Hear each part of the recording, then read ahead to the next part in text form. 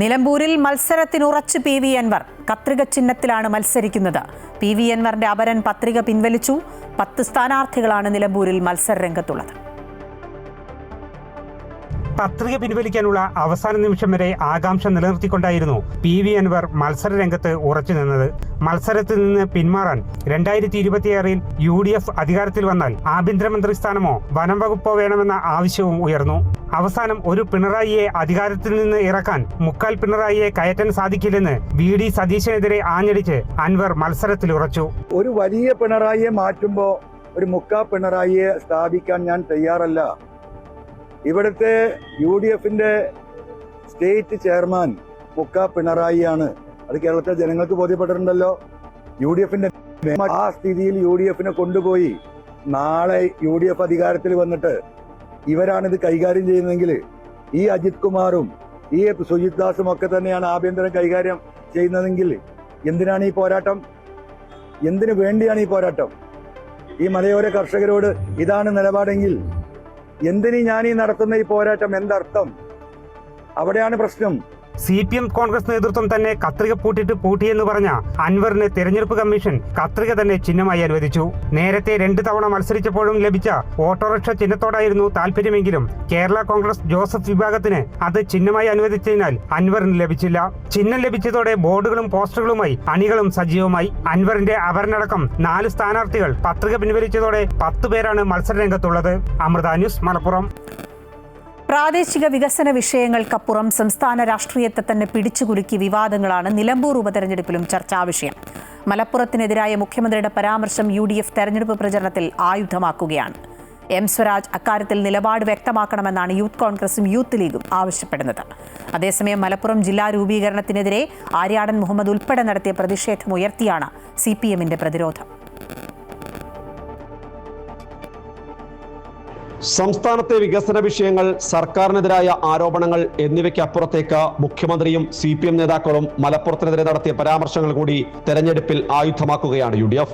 മുഖ്യമന്ത്രി മലപ്പുറത്തെ ജനതയെ ആകെ വർഗീയവൽക്കരിക്കാനാണ് ശ്രമിച്ചതെന്നാണ് UDF ആരോപണം. തുടർച്ചയായി മുഖ്യമന്ത്രി മന്ത്രിമാരും ഇപ്പോഴും മലപ്പുറത്തെ അവഹേളിക്കുന്ന നിലപാട് സ്വീകരിക്കുന്നതായി മുൻ പ്രതിപക്ഷ നേതാവ് രമേശ് ചെന്നിത്തല പറഞ്ഞു.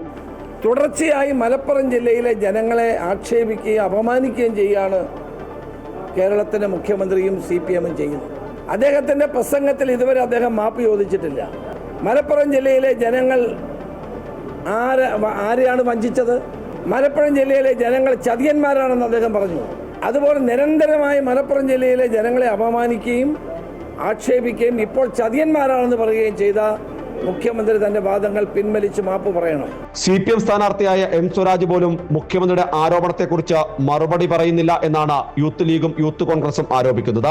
അന്താരാഷ്ട്ര വിഷയങ്ങളെക്കുറിച്ച് സംസാരിക്കുന്ന M. സ്വരാജ് മലപ്പുറത്തെക്കുറിച്ച് മുഖ്യമന്ത്രി പറഞ്ഞതിൽ മറുപടി പറയാതെ ഒളിച്ചോടുന്നുവെന്ന് യൂത്ത് കോൺഗ്രസ് സംസ്ഥാന അധ്യക്ഷൻ രാഹുൽ മാങ്കൂട്ടത്തിൽ പറഞ്ഞു. പ്രിയങ്ക ഗാന്ധിയുടെ തെരഞ്ഞെടുപ്പ് വിജയത്തെ വർഗീയവൽക്കരിച്ച A. വിജയരാഘവന് തെരഞ്ഞെടുപ്പിന്റെ ചുമതല നൽകിയത് മലപ്പുറത്തെ അവഹേളിക്കാനാണെന്ന് യൂത്ത് ലീഗ് സംസ്ഥാന ജനറൽ സെക്രട്ടറി PK ഫിറോസും വ്യക്തമാക്കി. വയനാട് പാർലമെന്റ് മണ്ഡലത്തിലെ ബൈ ഇലക്ഷനിൽ പ്രിയങ്ക ഗാന്ധി 4 ലക്ഷം വോട്ടിന്റെ ഭൂരിപക്ഷത്തിന് ജയിച്ചത് ന്യൂനപക്ഷ വർഗീയതയുടെ വോട്ട് വാങ്ങിയിട്ടാണ് എന്ന CPM പോളിറ്റ് ബ്യൂറോ അംഗത്തിന്റെ നിലപാടിനോട് ഇടതുപക്ഷ സ്ഥാനാർത്ഥിക്ക് യോജിപ്പുണ്ടോ? മലപ്പുറം ജില്ലയെ മോശമാക്കിക്കൊണ്ട് കേരളത്തിന്റെ മുഖ്യമന്ത്രി ഹിന്ദുവിൽ നൽകിയ അഭിമുഖം തള്ളിപ്പറയാൻ ഇടതുപക്ഷ സ്ഥാനാർത്ഥി തയ്യാറുണ്ടോ? ഏതായാലും നിലമ്പൂർ ഉപതെരഞ്ഞെടുപ്പിൽ മലപ്പുറവും അവിടുത്തെ ജനങ്ങളും രാഷ്ട്രീയ വിഷയമായി തന്നെ ഉയർന്നു വരികയാണ്. 19 വരെ അതിന്റെ തുടർച്ചയും ഉണ്ടാകും. അമൃത ന്യൂസ്, മലപ്പുറം. തെരഞ്ഞെടുപ്പ് ചിത്രം തെളിഞ്ഞതോടെ നിലമ്പൂരിൽ പ്രചരണം ഊർജിതമാക്കി മുന്നണികൾ. ഇടതു വലതു മുന്നണികളുടെ കൺവെൻഷനുകൾക്ക് പുറകെ കേന്ദ്രമന്ത്രി സുരേഷ് ഗോപിയെ കളത്തിലിറക്കി NDA. ഇന്ത്യ സഖ്യത്തിലെ പ്രബലത തെളിയിക്കാനാണ് നിലമ്പൂരിൽ എതിരാളികൾ മത്സരിക്കുന്നതെന്ന് സുരേഷ് ഗോപി പറഞ്ഞു. തെരഞ്ഞെടുപ്പിന് 2 ആഴ്ച മാത്രം ശേഷിക്കെ പ്രചാരണം ഊർജിതമാക്കിയിരിക്കുകയാണ് നിലമ്പൂരിലെ മുന്നണികൾ. മുഖ്യമന്ത്രി പിണറായി വിജയനെ പങ്കെടുപ്പിച്ച് ഇടതുമുന്നണിയും KC വേണുഗോപാൽ ഉൾപ്പെടെയുള്ള ദേശീയ സംസ്ഥാന നേതാക്കളെ പങ്കെടുപ്പിച്ച് UDFും വൻ ജനപങ്കാളിത്തത്തോടെ കൺവെൻഷൻ നടത്തിയ അതേ സ്ഥലത്ത് തന്നെ അതേ ആവേശത്തോടെ NDAയും കൺവെൻഷൻ നടത്തി. കേന്ദ്രമന്ത്രി സുരേഷ് ഗോപി കൺവെൻഷൻ ഉദ്ഘാടനം ചെയ്തു. വൻ സ്വീകരണമാണ് പ്രവർത്തകർ സുരേഷ് ഗോപിക്ക് നൽകിയത്. കേന്ദ്ര കേന്ദ്ര നിയമം സൂക്ഷ്മമായി പഠിച്ച് നടപ്പാക്കിയാൽ വന്യജീവി മനുഷ്യ സംഘർഷത്തിന് പരിഹാരമാകുമെന്ന് സുരേഷ് ഗോപി പറഞ്ഞു. കേന്ദ്ര നിയമങ്ങൾ സസൂക്ഷ്മം അപഗ്രഥിച്ച് പഠിച്ച് നിങ്ങൾ ഇവിടെ ജിയോ ഇറക്കും. വളരെ നോർമലൈസ്ഡ് ആയിട്ടുള്ള ഒരു പ്രക്ഷുബ്ധതയും പ്രകൃതി സ്നേഹികളെയും മൃഗസ്നേഹികളെയും ഒന്നും വിഷമിപ്പിക്കാതെ പിണക്കാതെ മൃഗങ്ങളെപ്പോലും വിഷമിപ്പിക്കാതെ നമുക്ക് കാര്യങ്ങൾ ചെയ്തെടുക്കാൻ സാധിക്കും. പക്ഷെ ഇത് വരാൻ പോകുന്ന എല്ലാ ഇലക്ഷനുകൾക്കും ഒരു വിഷയമായിരിക്കണമെന്ന് പറയുന്ന രാഷ്ട്രീയ കുതന്ത്രം വിളയാടുകയാണെങ്കിൽ ഈ പ്രശ്നങ്ങളൊന്നും പരിഹരിക്കപ്പെടാതെ തുടർന്നുകൊണ്ടേയിരിക്കും. ആദിവാസി മേഖലയിൽ നിന്നും മലയോര മേഖലകളിൽ നിന്നുമായി ആയിരക്കണക്കിന് പ്രവർത്തകർ കൺവെൻഷനിൽ പങ്കെടുക്കാനെത്തി. വിവിധ പാർട്ടികളിൽ നിന്ന് BJPയിലെത്തിയവരെ സുരേഷ് ഗോപി സ്വീകരിച്ചു. സ്ഥാനാർത്ഥി മോഹൻ ജോർജ്, BJP ദേശീയ vice president AP Abdullakutty, PK Krishnadas, വിവിധ ഘടകകക്ഷി നേതാക്കൾ തുടങ്ങിയവർ പങ്കെടുത്തു. അമൃത ന്യൂസ്, നിലമ്പൂർ. PV അൻവറിനെ UDF പൂർണ്ണമായും തള്ളിയിട്ടില്ല എന്ന K സുധാകരന്റെ പ്രസ്താവനയിൽ പ്രതികരണവുമായി പ്രതിപക്ഷ നേതാവ് VD സതീശൻ. അൻവറിന് ഇനി UDFൽ യാതൊരു സാധ്യതയില്ലെന്നും ആരെങ്കിലും എന്തെങ്കിലും പറഞ്ഞാൽ അതിന് ഉത്തരം പറയാൻ താൻ ബാധ്യസ്ഥനല്ലെന്നും VD സതീശൻ പറഞ്ഞു. KC വേണുഗോപാൽ ക്ഷേമ പെൻഷനെ അപമാനിച്ചിട്ടില്ല. തെരഞ്ഞെടുപ്പ് വരുമ്പോൾ ക്ഷേമ പെൻഷൻ ഒന്നിച്ചു നൽകുന്നത് സാധാരണക്കാരെ സ്വാധീനിക്കാനാണെന്നും ഈ തട്ടിപ്പ് സർക്കാർ അവസാനിപ്പിക്കണമെന്നും VD സതീശൻ ആവശ്യപ്പെട്ടു. ഞങ്ങൾ ക്ലിയർ ചെയ്തിട്ടുണ്ട്. ഞങ്ങൾ ചർച്ചയുടെ എല്ലാ വാതിലും അടച്ചു. UDF തീരുമാനിച്ചാൽ ഒരു ചർച്ചയില്ല. അല്ല, ഒരു ചർച്ചയില്ലെന്ന് ഞാനല്ലേ പറയുന്നത്. പിന്നെ നിങ്ങൾ വേറെ ഓരോരുത്തരുടെ എല്ലാവരും പറയുന്നതിന് മറുപടി ഞാൻ പറയണം. V made it very clear. UDF ഏകകണ്ഠമായി എടുത്ത തീരുമാനമാണ്. ചർച്ചയുടെ എല്ലാ വാതിലും അടഞ്ഞു. ഇനി ഒരു ചർച്ചയില്ല അതിനെപ്പറ്റി. അതായത് കുറേ നാൾ പെൻഷൻ കൊടുക്കാതിരിക്കുക, അതിൻ്റെ പെൻഷൻ്റെ കുടിശ്ശിക വരിക, അതിൻ്റെ ഇലക്ഷൻ എടുക്കുമ്പോൾ അത് കൊണ്ടേ കൊടുക്കുക. അപ്പോൾ ആ പാവങ്ങൾ എന്ത് ചെയ്യും? അൻവറിന്റെ കേസ് പണ്ടേ ഒഴിവാക്കിയതാണെന്ന് CPM സംസ്ഥാന സെക്രട്ടറി MV ഗോവിന്ദൻ. ഇത് അൻവറും UDFും തമ്മിലുള്ള പ്രശ്നമാണ്. ആ പ്രശ്നങ്ങൾ UDF ചർച്ച ചെയ്യട്ടെ. അൻവറിനെ UDF മുഖ്യമന്ത്രി പോലും ആക്കിയേക്കുമെന്നും MV ഗോവിന്ദൻ പറഞ്ഞു. സംശയമില്ല, ഇടതുപക്ഷ ജനാധിപത്യ മുന്നണി അതിൻ്റെ ചരിത്രത്തിൽ ഏറ്റവും ഉജ്ജ്വലമായി വിജയുന്നുള്ളൂ. അൻവർ ഇന്ന് ആഭ്യന്തര വകുപ്പൊക്കെ ചോദിച്ചിട്ടുണ്ട് UDFിലേക്ക് വരാൻ വേണ്ടി. ആഭ്യന്തര വകുപ്പ് കൊടുക്കുകയാണെങ്കിൽ വരാം എന്നാണ് ഇപ്പോൾ പറഞ്ഞിരിക്കുന്നത്. അതിപ്പോൾ മുഖ്യമന്ത്രി ആക്കണമെന്ന് പറഞ്ഞാൽ അവർ ചിലപ്പോൾ സമ്മതിച്ചെന്ന് വരാം. ആയാലും എനിക്ക് തർക്കമില്ല. കാരണം അവരുടെ പ്രശ്നമല്ല. അൻവർ ഞങ്ങൾ മുമ്പേ ഞാൻ ഡൽഹി പത്രസമ്മേളനത്തോടുകൂടി ഒഴിവാക്കിയതാണ് അൻവറിനെ. കമ്മ്യൂണിസ്റ്റ് പാർട്ടിയായിട്ട് യാതൊരു ബന്ധമില്ല. അദ്ദേഹം പോയിരിക്കുന്നു. അദ്ദേഹം പോയപ്പോൾ ഞങ്ങൾ പുറത്താക്കിയത്, ഒഴിവാക്കിയതാണ്. അതിന്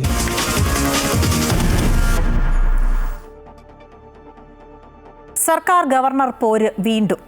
രാജ്ഭവനിൽ സ്ഥാപിച്ചിട്ടുള്ള ഭാരതാംബയുടെ ചിത്രത്തെ ചൊല്ലി രാഷ്ട്രീയ വിവാദം. കാവിക്കൊടി പിടിച്ചു നിൽക്കുന്ന ചിത്രം RSSന്റേതെന്ന് ആരോപിച്ച് കൃഷിമന്ത്രി രാജ്ഭവനിലെ പരിസ്ഥിതി ദിന പരിപാടി ഉപേക്ഷിച്ചു. ഗവർണറുടെ നടപടി ഭരണഘടനാ വിരുദ്ധമെന്ന് കൃഷിമന്ത്രി വിമർശിച്ചു. എന്നാൽ നിലപാടിൽ ഉറച്ചു നിൽക്കുകയാണ് ഗവർണർ. ഭാരതാംബ രാജ്യത്തിന്റെ അടയാളമെന്നും ചിത്രം മാറ്റില്ലെന്നും ഗവർണർ വ്യക്തമാക്കി. ചിത്രത്തിൽ പൂക്കളർപ്പിച്ച് പരിസ്ഥിതി ദിനം ആഘോഷിക്കുന്ന ചിത്രങ്ങൾ രാജ്ഭവൻ പുറത്തുവിട്ടു. പരിസ്ഥിതി ദിനാഘോഷത്തിന്റെ സംസ്ഥാനതല ഉദ്ഘാടനം രാജ്ഭവനിൽ ഗവർണറും കൃഷിമന്ത്രി P പ്രസാദും ചേർന്ന് നിർവഹിക്കാനായിരുന്നു നിശ്ചയിച്ചിരുന്നത്. എന്നാൽ വേദിയിൽ സ്ഥാപിച്ചിരിക്കുന്ന കാവിക്കൊടി പിടിച്ചു നിൽക്കുന്ന ഭാരതാംബയുടെ ചിത്രം RSSന്റേതാണെന്ന് കൃഷിമന്ത്രി ആരോപിക്കുകയും അത് മാറ്റാനായി ആവശ്യപ്പെടുകയും ചെയ്തു. സർക്കാർ പരിപാടിയിൽ ഏതെങ്കിലും സംഘടനയുടെയോ സമുദായത്തിന്റെയോ ചിഹ്നമോ ചിത്രമോ പ്രദർശിപ്പിക്കാൻ പാടുള്ളതല്ല എന്ന് കൃഷിവകുപ്പ് ചൂണ്ടിക്കാട്ടിയെങ്കിലും ഗവർണർ വിസമ്മതിക്കുകയായിരുന്നു. ഇതേ തുടർന്ന് രാജ്ഭവനിലെ പരിപാടി ബഹിഷ്കരിച്ച കൃഷിമന്ത്രി അത് സെക്രട്ടേറിയറ്റിലെ ദർബാർ ഹാളിൽ നടത്തുകയും ചെയ്തു. തുടർന്ന് പരിസ്ഥിതി ദിനാഘോഷം രാജ്ഭവനിൽ ഗവർണറും സെക്രട്ടേറിയറ്റിൽ കൃഷിമന്ത്രിയും രണ്ടിടങ്ങളിലായി നടത്തി. രാജ്ഭവൻ എല്ലാവർക്കും അവകാശപ്പെട്ടതാണെന്നും ഗവർണറുടെ നടപടി ഭരണഘടനാ വിരുദ്ധമാണെന്നും കൃഷിമന്ത്രി വിമർശിച്ചു. അവിടെ ഉപയോഗിക്കാൻ വെച്ച ചിത്രം നമ്മൾ സാധാരണഗതിയിൽ നമ്മൾ ഉപയോഗിക്കുന്ന ഒരു ഭാരത് മാതാവിന്റെ ചിത്രമല്ല. ഗവർണറുടെ ഓഫീസ് തന്നെ അയച്ചു തന്ന ചിത്രം എന്ന് പറയുന്നത് RSS ഉപയോഗിക്കുന്ന ചിത്രമാണ്. RSS ഉപയോഗിക്കുന്ന ചിത്രം എന്നത് ഒരു പ്രത്യേകമായ ഒരു പ്രസ്ഥാനം ഉപയോഗിക്കുന്ന ചിത്രം ഒരു ഭരണഘടനാപരമായ ഒരു പദവിയുള്ള ഒരിടത്ത് ഒരു സർക്കാരിൻ്റെ പരിപാടിയുടെ ഭാഗമാക്കുക എന്ന് പറയുന്നത് ഭരണഘടനാപരമായി ശരിയായ കാര്യമല്ലേ അല്ല. ഉദ്ഘാടന വേദിയിലെ ചിത്രത്തെ ചൊല്ലി വിവാദം ശക്തമായതോടെ നിലപാട് വ്യക്തമാക്കി ഗവർണർ രംഗത്ത് വന്നു.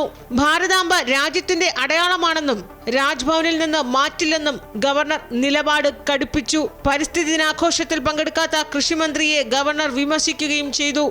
I do not know what better issues we have better than environmental issues. This particular thought has to be spread in the society that the minister wanted that the Bharat Mata Chitra, the photo and that image to be removed from the dais. I said we will do everything possible, but we cannot remove Bharat Mata. We cannot remove our Matrubhumi. We cannot keep away. All these are the idols for which we are living. We cannot do away with this. And that was probably the reason why both the ministers have not come here. I do not know what sort of thinking we have in our minds. ചിത്രത്തിൽ പൂക്കളർപ്പിച്ച് പരിസ്ഥിതി ദിനാഘോഷം നടത്തിയതിന്റെ ചിത്രങ്ങളും രാജ്ഭവൻ പുറത്തുവിട്ടു. ദിവസങ്ങൾക്ക് മുമ്പ് operation സിന്ദൂറിൽ S ഗുരുമൂർത്തിയുടെ പ്രഭാഷണം രാജ്ഭവനിൽ സംഘടിപ്പിച്ചതിനെതിരെ പ്രതിപക്ഷ നേതാവും മുഖ്യമന്ത്രിയും ഉൾപ്പെടെ ശക്തമായ വിമർശനം ഉയർത്തിയിരുന്നു. മുൻ ഗവർണർ ആരിഫ് മുഹമ്മദ് ഖാനും സർക്കാരും തമ്മിലുണ്ടായിരുന്ന പോരിന് ശേഷം ഇപ്പോഴത്തെ ഗവർണർ രാജേന്ദ്ര അർലേക്കറുമായി ഊഷ്മള ബന്ധം സർക്കാർ കാത്തുസൂക്ഷിക്കുമ്പോഴാണ് വീണ്ടും ചില വിള്ളലുകൾ ഉണ്ടാകുന്നത്. അമൃത ന്യൂസ്, തിരുവനന്തപുരം. രാജ്ഭവനിലെ ഭാരതാംബ ചിത്ര വിവാദത്തിൽ പ്രതികരിച്ച് CPM സംസ്ഥാന സെക്രട്ടറി MV ഗോവിന്ദൻ സംഭവം അപകടകരമായ സൂചനയാണെന്നും ഇത് തെറ്റായ സമീപനമാണെന്നും MV ഗോവിന്ദൻ പറഞ്ഞു. കാവ്യവൽക്കരിക്കാൻ ഭരണഘടനാ വിരുദ്ധമായ നീക്കങ്ങൾ നടത്തുകയാണ്. ഗവർണറെ ഉപയോഗിച്ച് കാവ്യവൽക്കരണത്തിന്റെ അജണ്ട RSS നടപ്പിലാക്കുന്നുവെന്നും MV ഗോവിന്ദൻ ആരോപിച്ചു. ഫോട്ടോ വെച്ച് ആ ഫോട്ടോന് മുമ്പിൽ പുഷ്പാർച്ചന നടത്തി എന്നിട്ട് വേണം പരിപാടി ആരംഭിക്കാനെന്ന നിലപാടാണ് അവിടെ സ്വീകരിക്കപ്പെട്ടത്. ആ ഫോട്ടോ ഏതാണ് എന്നുള്ളത് പരിശോധിക്കുമ്പോഴാണ് ഏത് ഫോട്ടോ ആര് പറഞ്ഞു എന്ത് ഭാരതാംബ, ഏത് ഭാരതാംബ? ഭാരതാംബ എന്ന് പറയുന്ന ഒരു ഔദ്യോഗിക ചിഹ്നോ ഔദ്യോഗിക രൂപമോ ഇല്ല. രാജ്ഭവനിൽ നടന്നത് സത്യപ്രതിജ്ഞാ ലംഘനവും ഭരണഘടനയ്ക്ക് വിരുദ്ധവുമാണെന്ന് മന്ത്രി VN വാസവൻ. കേരളം മതനിരപേക്ഷ ഗവൺമെന്റാണ്. ആരോടും പ്രത്യേക മമത സർക്കാരിനില്ല. സർക്കാർ നിലപാട് അചഞ്ചലമാണ്. ചിത്രത്തിൽ ത്രിവർണ്ണ പതാകയായിരുന്നുവെങ്കിൽ സല്യൂട്ട് ചെയ്തേനെയെന്നും VN വാസവൻ പറഞ്ഞു. ഗവർണർ ഇരിക്കുന്ന രാജ്ഭവൻ ഭരണഘടനാ സ്ഥാപനമാണ്. അതിന്റെ ഭരണഘടനാപരമായ കാഴ്ചപ്പാടും മൂല്യവും ഉയർത്തിപ്പിടിച്ചുകൊണ്ടാണ് ഇപ്പോഴും അത് പ്രവർത്തിക്കേണ്ടത്. അതിന് വ്യത്യസ്തമായ രൂപം വന്നാൽ അത് ഗവൺമെന്റിന് യോജിക്കാൻ കഴിയില്ല. ഗവൺമെന്റ് എന്നും ഇന്ത്യൻ ഭരണഘടനയെ മാനിക്കുന്നു. LDF ഗവർണറുമായി ഒരു ഏറ്റുമുട്ടൽ ആഗ്രഹിക്കുന്നില്ലെന്നും പുതിയ ഗവർണറുടെ നടപടി അത്ഭുതപ്പെടുത്തുന്നതാണെന്നും CPI സംസ്ഥാന സെക്രട്ടറി ബിനോയ് വിശ്വം. രാജ്ഭവനെ BJPയുടെ ക്യാമ്പ് ഓഫീസാക്കി മാറ്റാൻ പാടില്ല. ഭരണഘടനാപരമായി മാന്യമായ സ്ഥാനമുള്ള സ്ഥാപനമാണ് രാജ്ഭവൻ. അതിനനുസരിച്ച് പ്രവർത്തിക്കാൻ കെൽപ്പുള്ള നേതാവായാണ് ഗവർണറെ കണ്ടതെന്നും RSSന്റെ ചടങ്ങിലെ ഭാരതാംബയുടെ മുഖച്ഛായയാണ് ചിത്രത്തിനുണ്ടായിരുന്നതെന്നും ബിനോയ് വിശ്വം പറഞ്ഞു. ഞങ്ങൾ LDF പൊതുവിൽ ഗവർണറുമായിട്ടൊരു കൺഫ്രണ്ടേഷൻ ആഗ്രഹിക്കുന്നില്ല.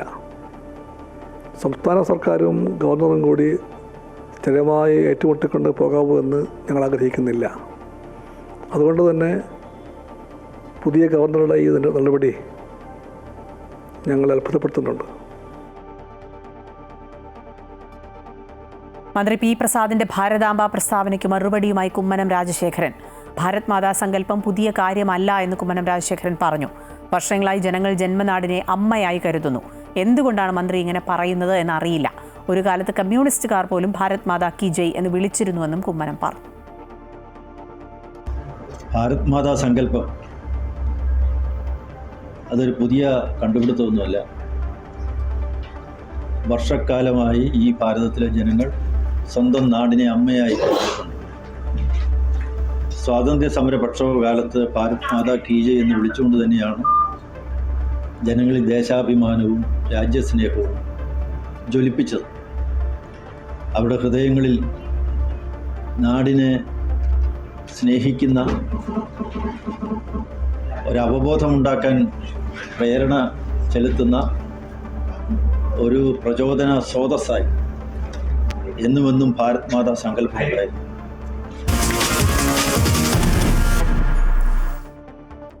IPL വിജയാഘോഷത്തിനിടെ തിക്കിലും തിരക്കിലും പെട്ട് 11 പേർ മരിച്ച സംഭവത്തിൽ കേസെടുത്ത് പോലീസ്. റോയൽ ചലഞ്ചേഴ്സ് ബംഗളൂരുവിനും കർണാടക സ്റ്റേറ്റ് ക്രിക്കറ്റ് അസോസിയേഷനും ഇവന്റ് മാനേജ്മെന്റ് സ്ഥാപനമായ DNAക്കുമെതിരെയാണ് FIR രജിസ്റ്റർ ചെയ്തത്. കുറ്റകരമായ നരഹത്യ ചുമത്തിയാണ് കേസ്. ബംഗളൂരു ദുരന്തത്തിൽ കർണാടക ഹൈക്കോടതി സ്വമേധയായി കേസെടുത്തു. 35,000 പേർക്ക് ഇരിക്കാവുന്ന സ്റ്റേഡിയത്തിലേക്ക് 3 ലക്ഷത്തിലധികം ആളുകളാണ് എത്തിയത്. പരിപാടി നടത്താൻ പോലീസ് അനുമതിയില്ലായിരുന്നുവെന്ന് DGPയുടെ പ്രാഥമിക റിപ്പോർട്ടിൽ പറയുന്നു. വിപുലമായ വിജയാഘോഷത്തിന് സുരക്ഷയൊരുക്കാൻ സമയം വേണമെന്ന പോലീസ് നിർദ്ദേശം സർക്കാർ അവഗണിച്ചതാണ് വിവരം. സൗജന്യ പ്രവേശനമെന്ന അറിയിപ്പ് ദുരന്തത്തിന് കാരണമായി എന്ന് വ്യക്തമാകുന്നുണ്ട്. സംഭവത്തിൽ സ്വമേധയാ കേസെടുത്ത കർണാടക ഹൈക്കോടതി കർണാടക ക്രിക്കറ്റ് അസോസിയേഷനും RCBക്കും ആഘോഷ പരിപാടി നടത്തിയ സംഘാടകർക്കും നോട്ടീസ് നൽകും. ചീഫ് ജസ്റ്റിസ് അധ്യക്ഷനായ ബെഞ്ച് അന്വേഷണ റിപ്പോർട്ട് ഉടൻ സമർപ്പിക്കണമെന്ന് സർക്കാരിന് നിർദ്ദേശം നൽകി. അതേസമയം ബംഗളൂരു ദുരന്തത്തിൽ കർണാടക സർക്കാർ പ്രഖ്യാപിച്ച മജിസ്റ്റീരിയൽ അന്വേഷണം പുരോഗമിക്കുകയാണ്. 15 ദിവസത്തിനകം റിപ്പോർട്ട് സർക്കാരിന് സമർപ്പിക്കുമെന്ന് ഡിസ്ട്രിക്ട് മജിസ്ട്രേറ്റ് പറഞ്ഞു. അപകടത്തിൽ IPL ഭരണസമിതിയോട് BCCIയും റിപ്പോർട്ട് തേടിയിട്ടുണ്ട്. അതേസമയം ആരാധകർ ജീവനായി പിടയുമ്പോൾ സ്റ്റേഡിയത്തിൽ വിജയാഘോഷം നടത്തിയ റോയൽ ചലഞ്ചേഴ്സിനെതിരെ കടുത്ത വിമർശനവും ഉയരുന്നുണ്ട്. മരിച്ചവരുടെ കുടുംബത്തിന് 10 ലക്ഷം രൂപ വീതവും പരിക്കേറ്റവർക്ക് സൗജന്യ ചികിത്സയും ഉറപ്പാക്കുമെന്ന് മുഖ്യമന്ത്രി വ്യക്തമാക്കി. അപകടത്തിൽ RCBയും അനുശോചനം രേഖപ്പെടുത്തി. അതിനിടെ കേസ് CIDക്ക് കൈമാറുന്ന കാര്യവും പരിശോധിക്കുന്നുണ്ട്. News desk Amrita TV. Gulf രാജ്യങ്ങളിൽ നാളെ ബലിപെരുന്നാൾ. വിശുദ്ധ ഹജ്ജിന്റെ ഏറ്റവും പ്രധാനപ്പെട്ട കർമ്മമായ അറഫ സംഗമത്തിന് ശേഷം ഹാജിമാർ മുസ്ദലിഫയിലേക്ക്. പിറന്നു വീഴുന്ന കുഞ്ഞിന്റെ ഹൃദയം കണക്കെ ശുദ്ധമായ മനസ്സുമായി ഹാജിമാർ മുസ്ദലിഫയിൽ രാപ്പാർക്കും. നാളെ പുലർച്ചെ ഹാജിമാർ മിനായിലേക്ക് പോകും. 150 രാജ്യങ്ങളിൽ നിന്നായി 18 ലക്ഷത്തോളം വരുന്ന തീർത്ഥാടകർ പ്രാർത്ഥന നിർഭരമായ മനസ്സുമായി അറഫ മൈതാനിയിൽ സമ്മേളിച്ചു. അറഫയിലെ നൃത്തമാണ് ഹജ്ജിന്റെ ആത്മാവ്.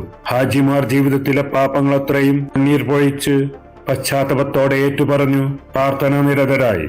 പ്രവാചകൻ നടത്തിയ അറഫ പ്രസംഗം അനുസ്മരിച്ച് അറഫയിലെ നമീറ പള്ളിയിൽ മസ്ജിദ് ഹറം ഖതീബും ഇമാമുമായ Sheikh doctor Saleh bin Abdullah bin Humaid Arafah പ്രഭാഷണം നിർവഹിക്കുകയും നമസ്കാരത്തിന് നേതൃത്വം നൽകുകയും ചെയ്തു. ജീവിതത്തിന്റെ എല്ലാ മേഖലകളിലും അള്ളാഹുവിനെ ഓർക്കുവാനും എല്ലാ ഇടപാടുകളിലും നീതി, സത്യസന്ധത എന്നിവയുടെ തത്വങ്ങൾ ഉയർത്തിപ്പിടിക്കാനും കരാറുകൾ പാലിക്കാനും ബന്ധങ്ങൾ നിലനിർത്താനും അദ്ദേഹം ഉപദേശിച്ചു.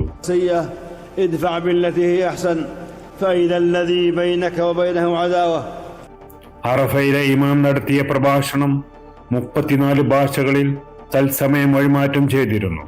ഹാജിമാർ ഇന്ന് സൂര്യാസ്തമയത്തിന് ശേഷം അറഫയിൽ നിന്ന് മുസ്ദലിഫയിലെത്തി അവിടെ രാപ്പാർക്കും. നാളെ പുലർച്ചയ്ക്ക് മിനായിൽ തിരിച്ചെത്തി കല്ലേറ് കർമ്മവും മറ്റു കർമ്മങ്ങളും നിർവഹിക്കും. നാളെയാണ് ഹാജിമാർക്ക് ഏറ്റവും കൂടുതൽ കർമ്മങ്ങൾ ചെയ്യാനുള്ളത്. സുൽഫിഖ്റോദായി, അമൃത ന്യൂസ്, ജിദ്ദ. സംസ്ഥാനത്തെ പ്രൊഫഷണൽ കോളേജുകൾ ഉൾപ്പെടെ എല്ലാ വിദ്യാഭ്യാസ സ്ഥാപനങ്ങൾക്കും നാളെയും അവധി പ്രഖ്യാപിച്ച സർക്കാർ. എന്നാൽ സർക്കാർ ഓഫീസുകൾക്ക് നാളെ പ്രവൃത്തി ദിനമായിരിക്കും. ബക്രീദ് പ്രമാണിച്ചുള്ള അവധി ശനിയാഴ്ച മാത്രമാക്കിയ തീരുമാനത്തിനെതിരെ പ്രതിഷേധം ഉയർന്നിരുന്നു. ഇതിന് പിന്നാലെയാണ് തീരുമാനം. അതേസമയം നാളത്തെ അവധി എല്ലാവർക്കും വേണമെന്ന ആവശ്യവുമായി കോൺഗ്രസും മുസ്ലിം ലീഗും രംഗത്തുണ്ട്. ബക്രീദിന് 2 ദിവസം അവധി വേണമെന്ന ആവശ്യം നേരത്തെ ഉയർന്നിരുന്നു. എന്നാൽ മാസപ്പിറവി വൈകിയതിനെ തുടർന്ന് ബക്രീദ് ജൂൺ 7-നാണെന്ന് മതപണ്ഡിതർ അറിയിച്ചു. ഈ സാഹചര്യത്തിലാണ് സർക്കാർ അവധി ശനിയാഴ്ചയിലേക്ക് മാത്രമായി മാറ്റിയത്. സർക്കാരിന്റെ തീരുമാനത്തിൽ വലിയ പ്രതിഷേധം ഉയർന്ന സാഹചര്യത്തിലാണ് ഇപ്പോൾ വിദ്യാഭ്യാസ സ്ഥാപനങ്ങൾക്ക് അവധി പ്രഖ്യാപിച്ചിരിക്കുന്നത്. സർക്കാരിന്റെ തീരുമാനത്തിനെതിരെ കോൺഗ്രസും മുസ്ലിം ലീഗും അധ്യാപക സംഘടനകളും രംഗത്തെത്തിയിരുന്നു. ഇതിന് പിന്നാലെയാണ് കടുംപിടുത്തത്തിൽ നിന്ന് സർക്കാർ പിന്മാറിയത്. അപ്പോഴും വിദ്യാഭ്യാസ സ്ഥാപനങ്ങൾക്ക് മാത്രമായാണ് സർക്കാർ ഉത്തരവിറക്കിയിരിക്കുന്നത്. അതേസമയം എല്ലാവർക്കും അവധി ബാധകമാക്കണമെന്ന ആവശ്യവുമായി കോൺഗ്രസും മുസ്ലിം ലീഗും രംഗത്തെത്തി. അമൃത ന്യൂസ്, തിരുവനന്തപുരം.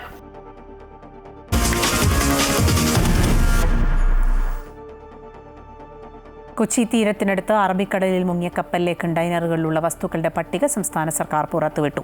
കപ്പലിന് പുറത്തുണ്ടായിരുന്ന 13 കണ്ടെയ്നറിൽ കാൽസ്യം കാർബൈഡ് ആയിരുന്നു. 4 കണ്ടെയ്നറിൽ കശുവണ്ടിയാണ്. 46 കണ്ടെയ്നറിൽ തേങ്ങയും കശുവണ്ടിയും 87 കണ്ടെയ്നറിൽ തടിയുമാണെന്ന് സർക്കാർ വ്യക്തമാക്കുന്നു. അതേസമയം കാൽസ്യം കാർബൈഡ് നിറച്ച 8 കണ്ടെയ്നർ കപ്പലിന്റെ അകത്തെ അറയിലാണ്. ഇത് വെള്ളവുമായി ചേർന്നാൽ പെട്ടെന്ന് തീപിടിക്കുന്ന അസറ്റിലിൻ വാതകമായി മാറുമെന്ന വിശദീകരണവും ഉണ്ട്. കൊല്ലം അഴീക്കലിൽ മത്സ്യബന്ധനത്തിന് പോയവർക്ക് മത്സ്യത്തോടൊപ്പം കശുവണ്ടിയും ലഭിച്ചു. കഴിഞ്ഞ ദിവസമാണ് സംഭവം. ചരക്കുകപ്പൽ മുങ്ങിയതിനെ തുടർന്ന് കടലിൽ വീണ കണ്ടെയ്നറിൽ ഉണ്ടായിരുന്ന കശുവണ്ടിയെന്നാണ് കരുതുന്നത്. ചെറിയ അഴീക്കലിൽ നിന്നും പോയ ബോട്ടിലെ വലയിലാണ് കശുവണ്ടി കൂടുതലായി കുടുങ്ങിയത്.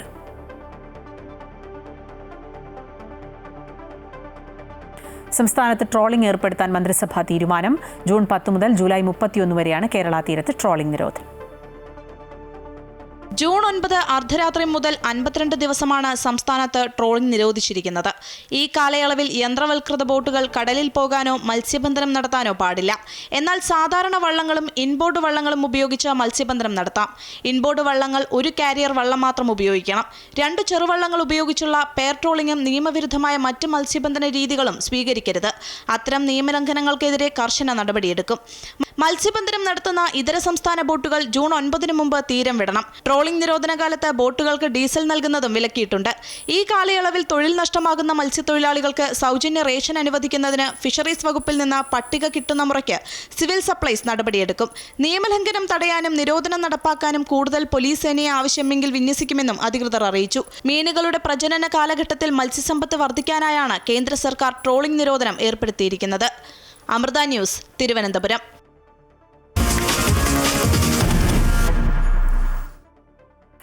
നരേന്ദ്ര കീഴടങ്ങൂ എന്ന രാഹുൽ ഗാന്ധിയുടെ പരാമർശത്തെ പരോക്ഷമായി തള്ളി ശശി തരൂർ. ഇന്ത്യ പാക് സംഘർഷം അവസാനിപ്പിക്കാൻ ഇന്ത്യ ആരോടും ആവശ്യപ്പെട്ടിട്ടില്ല എന്നും അമേരിക്കൻ പ്രസിഡന്റിനോട് ബഹുമാനം മാത്രമെന്നും തരൂർ പറഞ്ഞു. അതേസമയം ട്രംപ് ഇടപെട്ടു എന്നും ഇന്ത്യ പാക് പ്രശ്നം പരിഹരിക്കാൻ ഇനിയും അമേരിക്ക ഇടപെടണമെന്നും ആവശ്യപ്പെട്ട് പാകിസ്ഥാൻ രംഗത്തെത്തി. ഇന്ത്യ പാക് സംഘർഷം കഴിഞ്ഞ് മാസം 1 പിന്നിട്ടിട്ടും വാദപ്രതിവാദങ്ങൾ രാജ്യത്തിനകത്തും പുറത്തും തുടരുകയാണ്. ട്രംപിന്റെ മധ്യസ്ഥതയിലാണ് വെടിനിർത്തലുണ്ടായതെന്നും മോദിയെ വിളിച്ച് നരേന്ദ്ര കീഴടങ്ങുവെന്ന് US പ്രസിഡന്റ് ഡൊണാൾഡ് ട്രംപ് പറഞ്ഞെന്നും രാഹുൽ ഗാന്ധി കഴിഞ്ഞ ദിവസം പരിഹസിച്ചിരുന്നു. അതേസമയം രാഹുൽ ഗാന്ധിയുടെ പരാമർശം തള്ളിയ ശശി തരൂർ ഇന്ത്യ പാക് സംഘർഷത്തിൽ മധ്യസ്ഥത വഹിക്കാൻ ആരോടും ആവശ്യപ്പെട്ടിട്ടില്ല എന്ന് വ്യക്തമാക്കി. US നയതന്ത്ര സംഘത്തിന്റെ പര്യടനം തുടരുന്നതിനിടെയാണ് തരൂരിന്റെ പ്രതികരണം. അമേരിക്കൻ പ്രസിഡന്റിനോട് ബഹുമാനം മാത്രമേയുള്ളൂ. അങ്ങനെയൊരു ബന്ധമാണ് ഇന്ത്യ അമേരിക്കയുമായി പുലർത്തുന്നത്. അമേരിക്കൻ പ്രസിഡന്റ് ഡൊണാൾഡ് ട്രംപ് അടക്കം ആരോടും വിഷയത്തിൽ ഇടപെടാനോ മധ്യസ്ഥത വഹിക്കാനോ ആവശ്യപ്പെട്ടിട്ടില്ല. പാകിസ്ഥാൻ ഭീകരതയുടെ ഭാഷയിൽ സംസാരിച്ചാൽ സൈന്യത്തിന്റെ ഭാഷയിൽ ഇന്ത്യ മറുപടി നൽകുമെന്നും ശശി തരൂർ വ്യക്തമാക്കി. മധ്യപ്രദേശിലെ ഭോപ്പാലിൽ കോൺഗ്രസ് സംഘടിപ്പിച്ച സംഗതൻ സൃജൻ അഭിയാൻ ക്യാമ്പയിനിൽ സംസാരിക്കവെയാണ് ഓപ്പറേഷൻ സിന്ദൂർ അവസാനിപ്പിക്കാൻ US പ്രസിഡന്റ് ഇടപെട്ടെന്ന ആരോപണം രാഹുൽ ഗാന്ധി ആവർത്തിച്ചത്. രാഹുലിന്റെ പരാമർശത്തിനെതിരെ BJP രംഗത്ത് വന്നിരുന്നുവെങ്കിലും കോൺഗ്രസ് MP-യായ ശശി തരൂർ കേന്ദ്ര നിലപാടിനെ അനുകൂലിച്ച് നിലപാടെടുത്തത് കോൺഗ്രസിൽ വലിയ അതൃപ്തിയാണ് ഉണ്ടാക്കിയിട്ടുള്ളത്. അതേസമയം സംഘർഷം ലഘൂകരിക്കാൻ അമേരിക്ക ഇടപെടൽ നടത്തിയെന്നും വെടിനിർത്തൽ കരാർ നിയമം പ്രാബല്യത്തിൽ വന്നത് ട്രംപിന്റെ മധ്യസ്ഥതയിലാണെന്നും പാകിസ്ഥാൻ പ്രധാനമന്ത്രി ഷഹബാസ് ഷെരീഫും ആരോപിച്ചു. News desk, Amrita TV.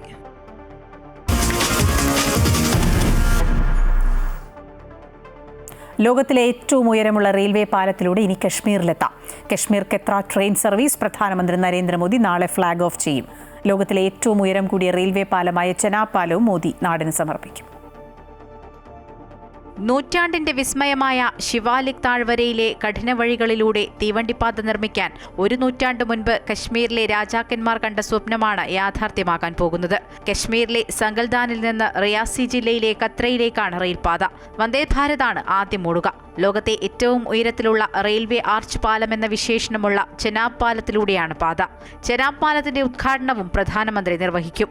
Jammu കശ്മീരിലെ ഉധംപൂർ, ശ്രീനഗർ, ബരാമുള്ള റെയിൽവേ ലിങ്ക് പദ്ധതിയുടെ ഭാഗമാണ് ചെനാബ് പാലം. കത്രയിലേക്കുള്ള പാതയിലാണ് ഈ പാലം. വൈഷ്ണവോ ദേവി ക്ഷേത്രം ഉൾപ്പെടുന്ന കത്ര പ്രദേശത്തേക്ക് ദിവസവും ഒട്ടേറെ ഭക്തരാണ് എത്തുന്നത്. ഇതുവരെ കാൽനടയായോ ബോട്ട് മാർഗമോ എത്തിയിരുന്നിടത്താണ് ഇനി ട്രെയിൻ എത്തുക. 272 കിലോമീറ്റർ ദൈർഘ്യത്തിൽ 38 തുരങ്കങ്ങളും 927 പാലങ്ങളുമുള്ള കശ്മീർ റെയിൽവേ പദ്ധതിയുടെ ഭാഗമാണ് ഈ പാത. ആധുനിക കാലത്തെ നിർമ്മാണ അത്ഭുതങ്ങളിലൊന്നായാണ് വിശേഷിപ്പിക്കുന്നത്. ഇന്ത്യയുടെ മറ്റ് ഭാഗങ്ങളുമായി കശ്മീർ താഴ്വരയെ ആദ്യമായി ബന്ധിപ്പിക്കുന്ന പാലമെന്ന സവിശേഷതയും ചെനാബ് പാലത്തിനുണ്ട്. 1892 മാർച്ച് 1 മഹാരാജ് പ്രതാപ് സിംഗ് ആണ് ജമ്മു ശ്രീനഗർ റെയിൽപാലത്തിന് ആദ്യമായി തറക്കല്ലിട്ടത്. പിന്നീട് 1898 മഹാരാജ രൺബീർ സിംഗ് ജമ്മു ശ്രീനഗർ റെയിലിന് വീണ്ടും തറക്കല്ലിട്ടു. ഇതോടെ കശ്മീർ താഴ്വരയിലേക്ക് ഒരു റെയിൽപാലം എന്ന ആശയം ആദ്യമായി ഉയർന്നുവന്നു. 2002 കേന്ദ്ര സർക്കാർ ഈ റെയിൽപാത ഒരു ദേശീയ പദ്ധതിയായി പ്രഖ്യാപിച്ചു. 2024 പദ്ധതി പൂർത്തീകരിക്കുകയും കഴിഞ്ഞ വർഷം വന്ദേ ഭാരത് ആദ്യ ട്രെയിൻ റൺ വിജയകരമായി പൂർത്തിയാക്കുകയും ചെയ്തു. News desk, Amrita TV.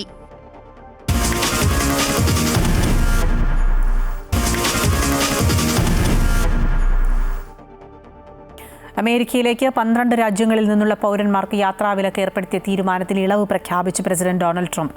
കായിക താരങ്ങൾക്കും അമേരിക്കയെ സഹായിച്ചവർക്കുമാണ് ഇളവ്. അമേരിക്ക വിലക്കിയ 12 രാജ്യങ്ങളിൽ നിന്നുള്ള കായിക താരങ്ങൾക്ക് ഫിഫ ലോകകപ്പിൽ പങ്കെടുക്കാം. 2028 ലോസ് ആഞ്ചലസ് ഒളിമ്പിക്സിനും വിലക്ക് ബാധകമാകില്ല. കായിക താരങ്ങളെ യാത്രാവിലക്കിൽ നിന്ന് ഒഴിവാക്കും. ഫിഫ ലോകകപ്പിൽ ഇറാൻ ടീമിനും പങ്കെടുക്കാം. നേരത്തെ 12 രാജ്യങ്ങളിലെ പൗരന്മാർക്ക് അമേരിക്ക പ്രവേശന വിലക്ക് ഏർപ്പെടുത്തിയിരുന്നു. Afghan, Myanmar, Iran, Libya, Yemen, Haiti, Somalia, Sudan, Eritrea, guinea, Congo, Chad എന്നീ രാജ്യങ്ങൾക്കാണ് സമ്പൂർണ്ണ വിലക്ക് ഏർപ്പെടുത്തിയത്. ക്യൂബ അടക്കം 7 രാജ്യങ്ങളിൽ നിന്നുള്ള പൗരന്മാർക്ക് ഭാഗിക വിലക്കും ഏർപ്പെടുത്തിയിട്ടുണ്ട്. യുഎഫ നേഷൻസ് ലീഗ് ഫുട്ബോളിന്റെ 2ാം സെമി ഫൈനലിൽ സ്പെയിൻ ഫ്രാൻസിനെ നേരിടും. രാത്രി 12:30-ക്കാണ് മത്സരം. നിലവിൽ ചാമ്പ്യന്മാരാണ് സ്പെയിൻ, മുൻ ചാമ്പ്യന്മാരാണ് ഫ്രാൻസ്. ഇരു ടീമുകളും നേർക്കുനേർ വരുമ്പോൾ പോരാട്ടം കടുത്തതാകും.